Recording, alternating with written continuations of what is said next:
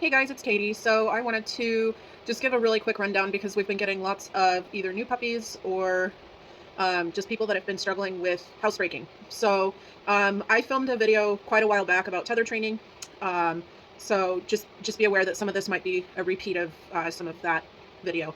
Anyhow, so when it comes to housebreaking, there are a few very specific criteria that I include in housebreaking. So number one is potty training. So is the dog pottying outside where they should be or on a potty pad if you need to have the dog on a potty pad for a specific reason, whatever the case may be.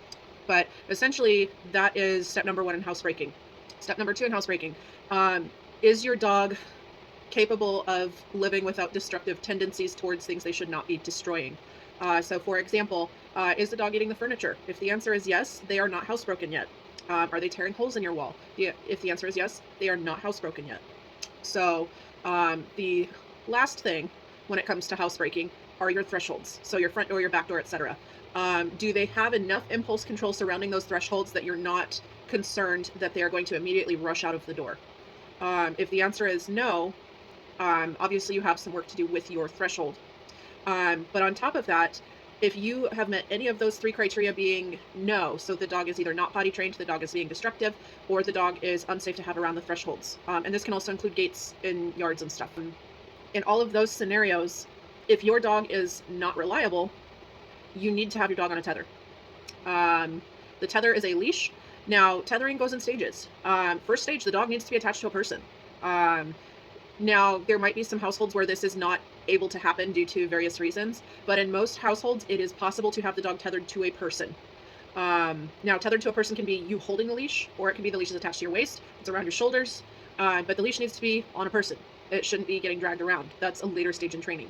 Um, Now, um, just breaking down more on the potty training side. So, when it comes to potty training, there are a few very key areas that you have to really work on. So, number one is figuring out what times of day are your dog or dogs more likely to need to go potty.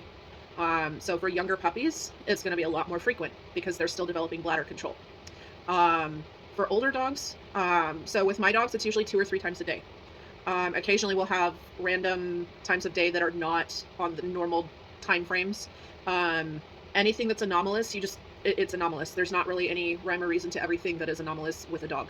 Sometimes there is. If it's a consistent anomaly, you might need to potentially observe more closely. Anyhow, so once you have a general understanding of that dog's potty needs, so they need to potty X amount of times, we now need to take into account, are you hand feeding, free feeding, or timed feeding? Um, Now, I personally am an advocate for timed feeding. Um, there are some households where I do ask handlers to hand feed part of the meal, but not all. There are some households where dogs are hand fed. Hand feeding can create a slight disruption in how the dog's natural cycle goes. So just be aware, if you hand feed your dog, you need to be very conscientious of how you group your hand feeding. So for example, if I do a bunch in the morning, I can expect this point in time where the dog might need to go potty. If I'm only doing it very sporadically throughout the day, my dog is going to have an extremely inconsistent potty schedule. Um, Free feeding is the same. So free feeding meaning the food is just always available. I personally am not a fan of free feeding because the dog has access to free reward whenever they want it. There are also some dogs where they don't have a lot of food drive to begin with. They're peckish by nature. For fearful dogs, dogs that are dealing with an immense amount of stress, they are not adequately prepared to eat a consistent amount all the time. So just be aware, anytime that you're centering around the feeding type, you need to make sure that you have a good read on how frequently your dog is eating, etc. More ideally, put it on timed feeding or hand feeding and timed feeding, or just hand feeding, and make sure that you're grouping your hand feeding together so that your dog has a consistent digestive schedule. So after we've looked at the tether and the feeding time, and we have a general idea of the dog's potty schedule, now we need to take into account the things like naps, playtime, etc. So when your dog first wakes up, they are going to have to potty. Just assume. So your dog should be getting watched like a hawk when they are learning potty training, because if you are not watching them, they will have accidents. Even if you are watching them, they can have accidents if you're not listening or being attentive. So next thing that is going to be imperative when you are dealing with your potty training is making sure that you take your dog out during playtimes. So I'm not going to play to the point where the dog has an accident. I'll play for a little bit, a few minutes at a time, let the dog go out to potty. When I come back in, we don't resume playtime because the idea is I don't want to agitate the digestive schedule. Um, Unless the dog has pottied, and then we might resume play. It really depends on the dog. Most dogs don't need to play that much. So dogs do not need constant stimulation because then they never learn how to calm down. But it is good to teach the dog after we escalate a little bit. We go out for this potty routine and then we calm down. It's an extremely helpful thing to do with your puppy or your new dog. So once we've done that, next thing we need to take into account is crate training.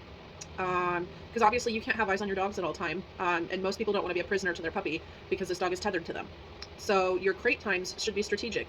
Your dog needs to be able to be in their crate. The crate should be appropriately sized. So it should be big enough that they can stand, they can turn around, they can lay down. If they need to sprawl, they can sprawl. Some dogs don't do well in crates that are too big because then they have an area where they can soil and it's not a problem. And then you have a problem once you start making the crate smaller for some dogs that they will still soil in the crate. So crate training is somewhat of a necessity when it comes to housebreaking, because once you've got your dog's potty training figured out, you can deal with, okay, I can't keep an eye on you for you to make a mistake, so I need you in your crate. What that also does is it covers the destruction tendencies. Now, most people are going to be absolutely gobsmacked when they find out I keep nothing in crates with the dog. I can't keep an eye on the dog. If I can't keep an eye on the dog, I don't want something that could cause a medical emergency. I don't put shoes in the crates. I don't put beds in the crates. I want the crate to be as safe as possible for the dog. I don't want a dog who gets an impaction in their gut. It's not worthwhile to give your dog something out of our perceived level of comfort just to avoid what people will think when they see it. Does that mean that it's unnecessarily cruel? No, we're being as safe as possible for the dog. So once again, you are going to crate whenever you cannot keep your eye on the dog. So there are a few specific times that I would consider that necessary. So 1, if you are not home and your puppy or your dog is home. Number 2, when you are sleeping. So if you're sleeping, you can't keep an eye on your dog. Number 3, when I am prepping a meal. If my dog doesn't have a solid understanding of place, I'm going to use my kennel. If I am in the bathroom. Now, I personally don't need dogs in the bathroom while I'm showering or bathing. Some people, it's not bothersome, but for a lot of people it is. So if I don't want the dog in there with me, they're going to be in a crate because I can't watch them, and I'm going to do everything I can to keep them safe. Other times I might utilize the crate. If I can fit a crate in the vehicle that I'm driving, there's going to be a crate in the vehicle for the dog because I can't keep my eye on the dog and the road. So notice how crating generally revolves around the safety of the animal involved. If I can't keep my eye on the animal, it's better to err on the side of safety. That will also prevent things like accidents. It prevents the dog from chewing on things. Dogs can't rush the threshold if they're in the crate. So something that's also important after the puppy's potty schedule is figured out is that we need to make sure to take into account if the puppy gets sick. So I distinctively remember Willow contracted E. coli as a puppy, and she had bouts of diarrhea almost constantly. I was taking her out literally every 15 minutes, and it was awful. But anyhow, so being aware of those things. If your dog is ill, they are going to need more frequent access to pottying. More recently, when Lyra had to transition to a new medication after having seizures, I have had to refigure out her potty schedule because she has random times of day where she drinks a lot more water. She is always ravenously hungry. And so I'm having to refigure out a potty schedule with her. Be aware, if you have to change medications with your dogs, that does sometimes affect that. Always remember with potty training, it is never your dog's fault if your dog has an accident.